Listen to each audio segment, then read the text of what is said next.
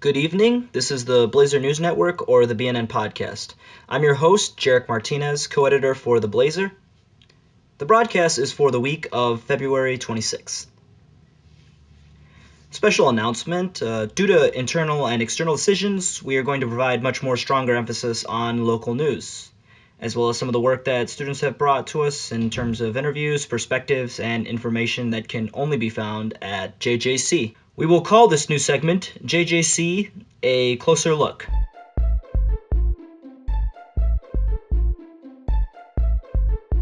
Starting with an announcement, we would like to give honors and recognition to Glenn Markham, who was given the 2016 J.D. Ross Extraordinary Service Award posthumously by the JJC Board of Trustees. His widow, Patricia Markham, accepted the award at their February meeting. He died November 1st last year due to complications from cancer. Glenn Markham's service to the Joliet community included volunteering as a basketball coach at St. Paul the Apostle School, serving 3 terms on the Joliet Grade School's Board of School Inspectors. He was also the president of the Greater Joliet Youth Foundation, and he was also president of the Music Parents Association, as well as a host of other roles. Mrs. Markham would comment on the award. It's, quote, "It's an honor to know Glenn is being recognized for the work he did. But for him, it wasn't about the recognition.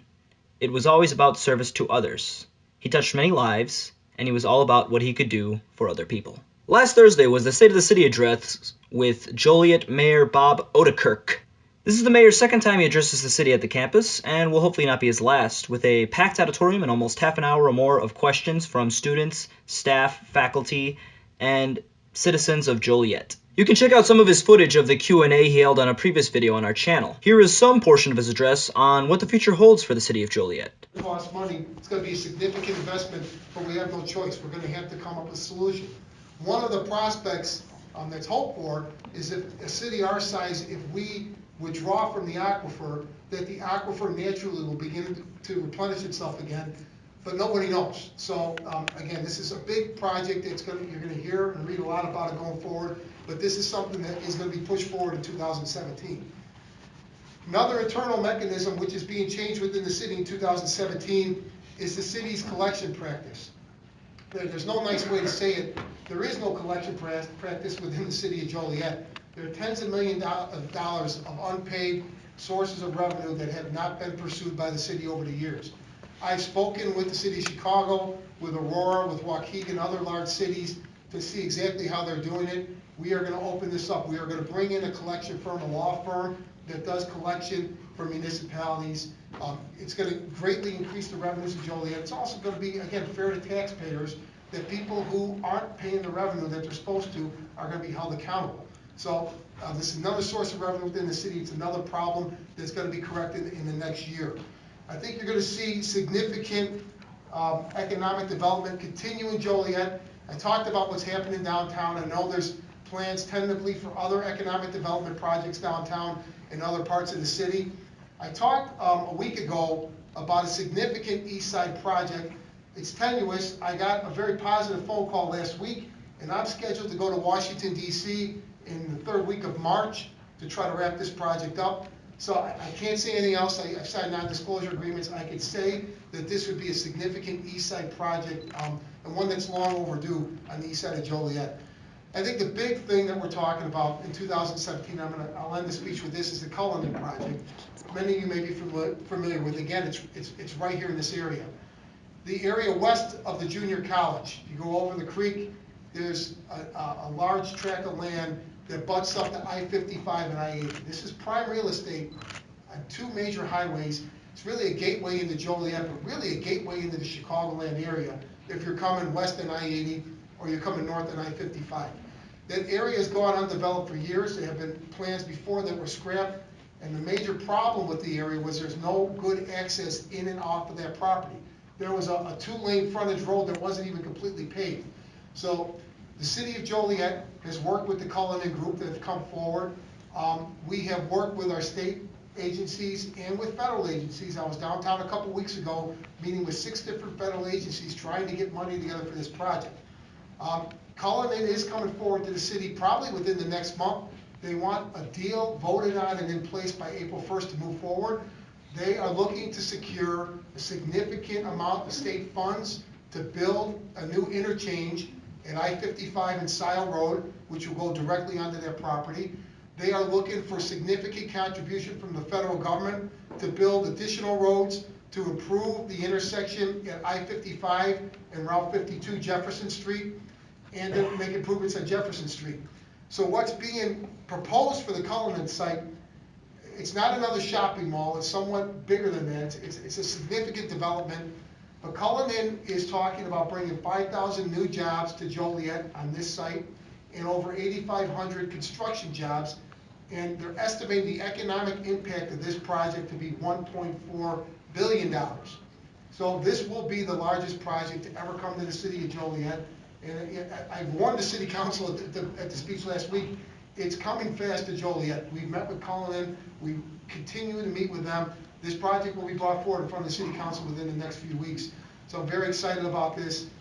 There's a lot more to it, and again, some things that I'm not going to say until Cullinan is ready, but this is a great project for the city of Joliet, another big shot in the arm, and another big example of what we're talking about, how well the city is doing economically.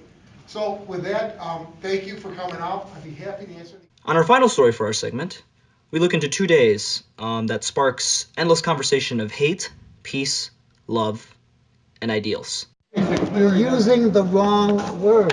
He doesn't care much about you. Penalizing thieves for stealing is not discrimination. It is logical activity. Penalizing pedophiles for immoral sexual activity is not discrimination. Yes, been established. Okay, so how is me And you can't being in a give me consenting even relationship one with somebody logical else argument immoral? to refute that. It's not bothering you. It's not. That is not a logical argument. You don't have anything. I think that we're saying since the law is already established, the burden of proof or opposition would rest on the opposition. Oh my god. Since you're the opposition to the existing law, I think it comes more to you to prove that it's a practice that would directly harm you. I think it's up to you to prove it wrong, to prove it right, because Yeah. it's only been technically legal since I think 2010 in the case Lawrence versus Texas. Right. It was for like 200 years. Yeah. So I have 200 years of history backing me up.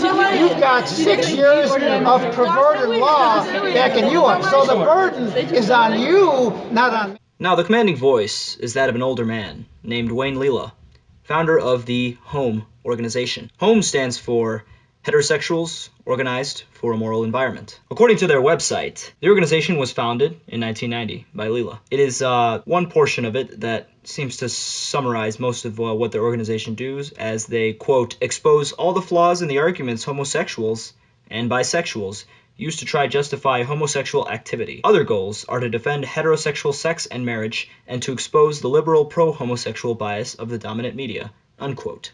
Every couple of years, Lila and member John McCartney come to JJC to bring this information and flyers to students that pass by. It also served as an open venue for a way of debate.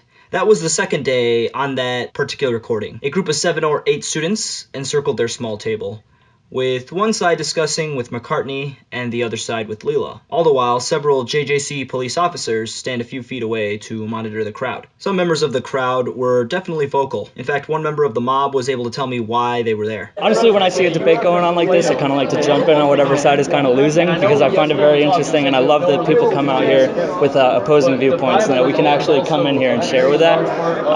So really, I'm just coming out here to kind of get a discussion rolling and kind of take whatever side is, bringing out some illogical or unfactual. That was Jared Sealand, a local from Plainfield. He also added that he was not familiar with the HOME organization prior to the meetup. On the morning of their arrival, I was able to speak with Lila himself. Unfortunately, he refused to be in any part of our podcast. But of course, he was willing to tell me a lot about himself and what he calls factual information. From the interview, I learned that Lila was agnostic and always has to let people know that his organization is not a religious front, but one with facts. He said facts a lot during the interview. When I asked him why he considered a majority of the media to be biased, he simply told me it was an obvious fact. I also learned from him that as a youth, he remembers burning his draft card and participating in protests during the Vietnam War. From that, he comes to see why people may not agree with their ideals. He would prefer to it as using emotion, not logic. Further down the F concourse, there were 4 or 5 tables that adorned different colors of the rainbow, each representing clubs like Latinos Unidos, Active Minds, Disability Awareness, and GLAM. Speaking to a few, it was clear why they were there. This is kind of like the counter rally to this, to kind of show them that, hey, you know, things have been moving, you know, things are moving up in the world, and that we're, you know, this is more of an enlightened thing, and that what they're spreading is wrong, and that we want to show that. James Statsny is part of Awen, a pagan religious club in JJC that spreads information for students about their beliefs. Do have to respect the fact that they do have this right to free speech, even though that they're spreading this kind of stuff. That's why we're here today, because we have the ability and opportunity to say, hey, they're wrong, which they are, and that's what we're doing here today. Now, would you consider this an act of protest or an act of unity? It would be an act of unity. I mean, you know, there's people going over there and stuff like that, and from what I could see, you know, we have our bake sale over there too. There aren't that many people that are going up to him saying, hey, this is a great idea. You know, people are coming over here, they're cheering us, you know, they're making balloons today and stuff like that as an act of just bringing everybody together. And so I think this is a unity. Unity is what many of the participants called it. Music, laughter, and talking was just as loudly as audible as the angry debating from the other side. Racism was right because the majority was racist. Every single relationship Well, we then have. don't bring the majority into it. I got a question. So if I have sex with a female, right? So I'm causing physical pain and hurt, correct? I'm trying to figure this out. Come on, we vibing. Are you aware that there are some pedophiles who don't hurt kids, but they do sexually abuse them? That is hurting me. All this. Why are you comparing me to a pedophile? I'm not having sex with children. I'm having sex with adults. Consenting adults. Yes, consenting. Legally consenting adults.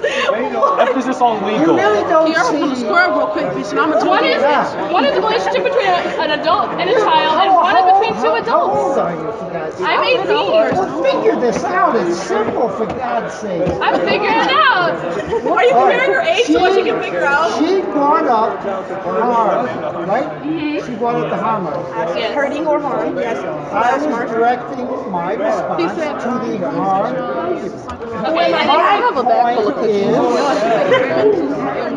And this is not deep. Bitch, look at this glass. You should be Of course able he to thinks get it. I give him the Now, one of the things that stuck to me when speaking to the leaders of these clubs and Leela was that they both had a strange commonality, something that really made them somewhat relatable. The idea of not giving up. And yes, love will always conquer hate. That was George Pitsalakis, PR manager and secretary for GLAM, JJC's club that is known as both a safe space and social club for the LGBTQ community. When I asked Leela of all the years coming to other colleges, handing flyers, and dealing with students in debate, he told me because he believed in what he was saying was the truth, and he will not give up until his truth succeeds. Closing off BNN for the night, check out our latest issue of the Blazer newspaper, out now, with our new issue coming March 1st this week. Keep tabs on our YouTube at the JJC Blazer channel, news by the students and for the students. Be sure to also check out our website at jjcblazer.com. Follow us on Twitter and Instagram at jjc_blazer. Thank you. You guys have a great night.